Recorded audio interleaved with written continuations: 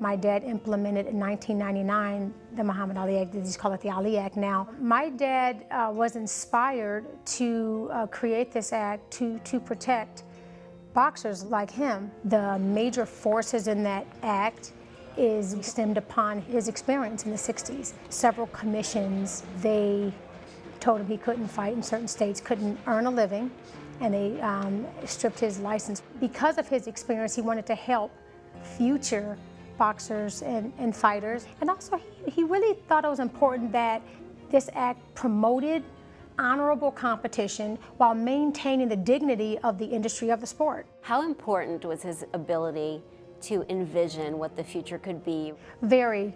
He was transcendental in his thinking. He was in his 18, 19, 20s changing the world. You know, he could have had an easier life if he could have just shut his mouth. He had such strong conviction, and when he believed in something, he never stopped to the day he died. He really, really stood firm. Back then, a lot of people really didn't like him for that.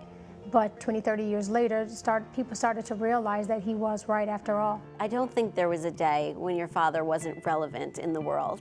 Yeah. And now, so soon after his death, he's relevant yet again and on the cusp of changing another entire sport. He would be extremely proud. He would want to help these fighters who are struggling to try to get health insurance and another ways of being able to make income. And if the Muhammad Ali Act can fix it, I think that's what my dad would want. The fastest heavyweight champion that ever lived. I think when you look at fighters today, they look at my dad as a huge inspiration. Round 5.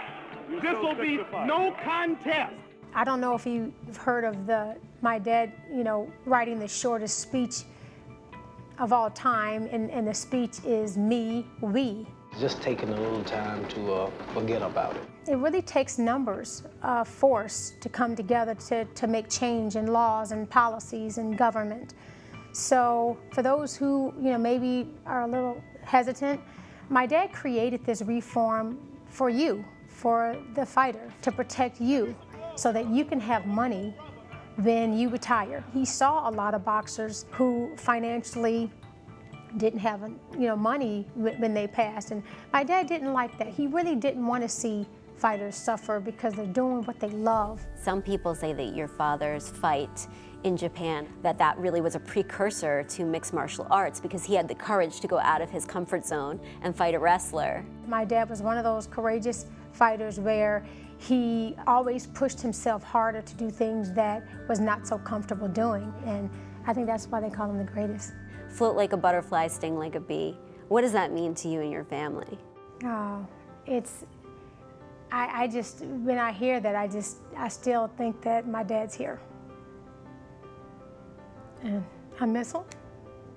When I see him in the ring, he floats like he's on air. He would train in combat boots and he would climb mountains, and so that when he got in the ring, his feet was light, like a butterfly. And when he hit you, such force, it stung like a bee. You thought you could handle Ali, you couldn't. As soon as he hit you the one time, it was over. We miss him so much. And he really, really brought so much joy in our lives, and he did float like a butterfly, and he definitely stung like a bee. We're so sorry over the loss of your dad. Thank you. What do you think his message would be to people here? Thank you for helping me carry on my legacy.